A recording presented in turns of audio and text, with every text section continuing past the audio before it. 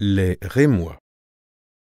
Il n'est cité que je préfère à Reims. C'est l'ornement et l'honneur de la France. Car sans compter l'ampoule et les bons vins, charmants objets y sont en abondance. Par ce point-là, je n'entends, quant à moi, Tours ni Porto, mais gentille galloise, ayant trouvé, telle de nos Rénoises, friande assez pour la bouche d'un roi. Une avait pris un peintre en mariage. Homme estimé dans sa profession, il en vivait. Que faut-il davantage? C'était assez pour sa condition. Chacun trouvait sa femme fort heureuse. Le drôle était, grâce à certains talents, très bon époux, encore meilleur galant. De son travail, maintes dames amoureuses l'allaient trouver, et le tout à 2 fins. C'était le bruit à ce que dit l'histoire. Moi qui ne suis en cela des plus fins, je m'en rapporte à ce qu'il en faut croire. Dès que le sire avait donzelle en main, il en riait avec son épouse. Les droits d'hymen allant toujours leur train, besoin n'était qu'elle fît la jalouse. Même elle eût pu le payer de ses tours, et comme lui voyager en amour, sauf d'en user avec plus de prudence, ne lui faisant la même confidence. Entre les gens qu'elle sut attirer, 2 siens voisins se laissèrent leurrer à l'entretien libre et gai de la dame, car c'était bien la plus trompeuse femme qu'en ce point-là l'on eût su rencontrer.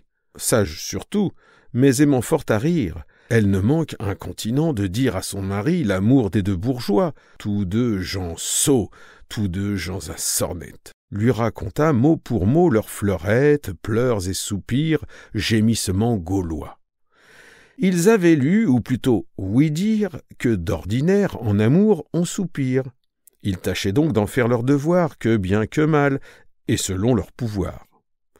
À frais communs se conduisait l'affaire. Il ne devait nulle chose se taire. Le premier d'eux qu'on favoriserait de son bonheur part à l'autre ferait. Femme, voilà souvent comme on vous traite. Le seul plaisir est ce que l'on vous souhaite. Amour est mort. Le pauvre compagnon fut enterré sur les bords du Lignon. Nous n'en avons ici ni vent ni voix. Vous y servez de jouet et de proie à jeunes gens indiscrets. Scélérats, c'est bien raison qu'au double on le leur rende. Le beau premier qui sera dans vos las, plumez-le-moi, je vous le recommande.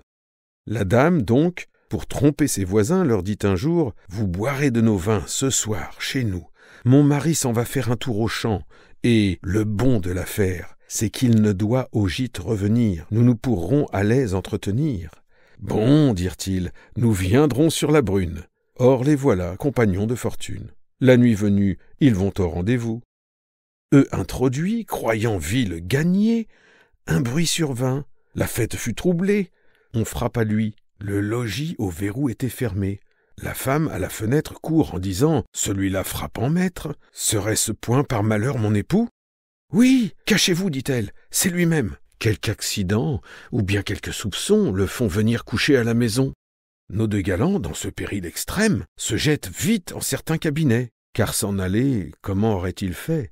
Il n'avait pas le pied hors de la chambre que l'époux entre et voit au feu le membre accompagné de mains et mains pigeons, l'un au hâtier, les autres au chaudron. « Oh oh !» dit-il, « voilà bonne cuisine.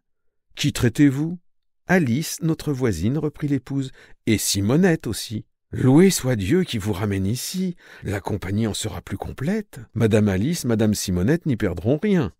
Il faut les avertir que tout est prêt, qu'elles n'ont qu'à venir. J'y cours moi-même. » Alors la créature les va prier. Or, c'étaient les moitiés de nos galants et chercheurs d'aventure qui, fort chagrins de se voir enfermés, ne laissaient pas de louer leur hôtesse de s'être ainsi tirée avec adresse de cet apprêt. Avec elle, à l'instant, leurs 2 moitiés entrent tout en chantant. On les salue, on les baise, on les loue de leur beauté, de leur ajustement, on les contemple, on patine, on se joue. Cela ne plut au mari nullement. Du cabinet, la porte à demi close leur laissant voir le tout distinctement, il ne prenait aucun goût à la chose. Mais passe encore pour ce commencement. Le souper mis presque au même moment, le peintre prit par la main les 2 femmes, les fit asseoir, entre elles se plaça. « Je bois, dit-il, à la santé des dames, et de trinquer. Passe encore pour cela. On fit raison, le vin ne dura guère. L'hôtesse, étant alors sans chambrière, court à la cave et, de peur des esprits, mène avec soi madame Simonette. Le peintre reste avec madame Alice, provinciale assez belle et bien faite, et sans piquant, et qui, pour le pays, se pouvait dire honnêtement coquette. Le compagnon, vous la tenant seulette, la conduisit de fleurette en fleurette, jusqu'au toucher, et puis un peu plus loin, puis tout à coup, levant la collerette, prit un baiser dont l'époux fut témoin. Jusque-là passe. Époux, quand ils sont sages, ne prennent garde à ces menus suffrages, et d'en tenir registre, c'est abus. Bien est-il vrai qu'en rencontre pareille, simples baisers font craindre le surplus, car Satan, l'or, vient frapper sur l'oreille de tel qui dort, et fait tant qu'il s'éveille. L'époux vit donc que, tandis qu'une main se promenait sur la gorge à son aise, l'autre prenait tout un autre chemin.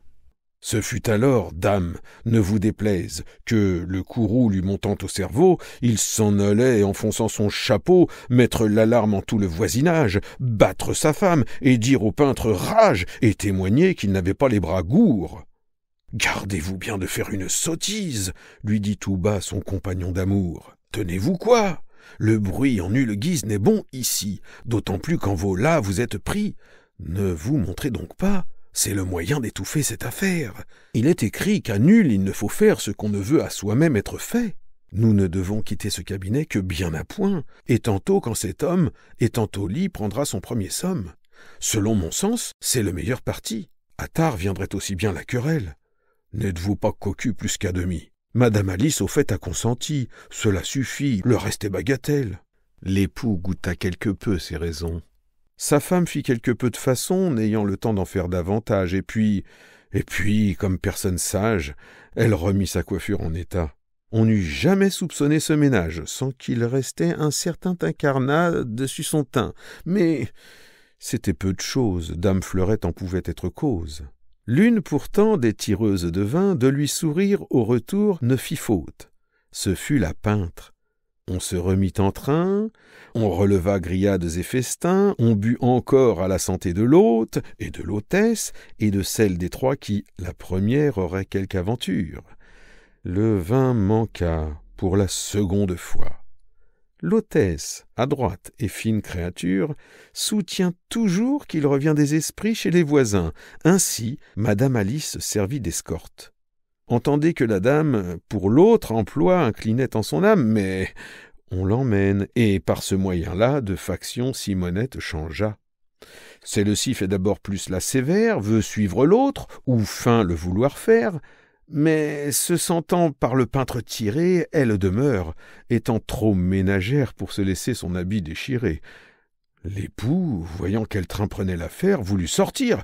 L'autre lui dit tout doux, « Nous ne voulons sur vous nul avantage. C'est bien raison que messire Coquuage, sur son état, vous couche ainsi que nous. Sommes-nous pas compagnons de fortune? Puisque le peintre en a caressé l'une, l'autre doit suivre. Il faut, bon gré mal gré, qu'elle entre en danse, et s'il est nécessaire, je m'offrirai de lui tenir le pied. Vouliez ou non, elle aura son affaire. » Elle lut donc.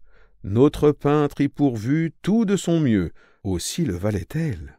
Cette dernière eut ce qu'il lui fallut. On en donna le loisir à la belle.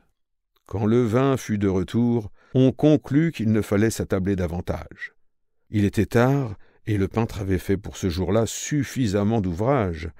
On dit bonsoir, le drôle satisfait se met au lit, nos gens sortent de cage. L'hôtesse alla tirer du cabinet, les regardant, honteux, mal content d'elle, cocu de plus. Le pis de leur méchef fut qu'aucun d'eux ne put venir à chef de son dessein, ni rendre à la donzelle ce qu'elle avait à leur femme prêté. Par conséquent, c'est fait, j'ai tout compté.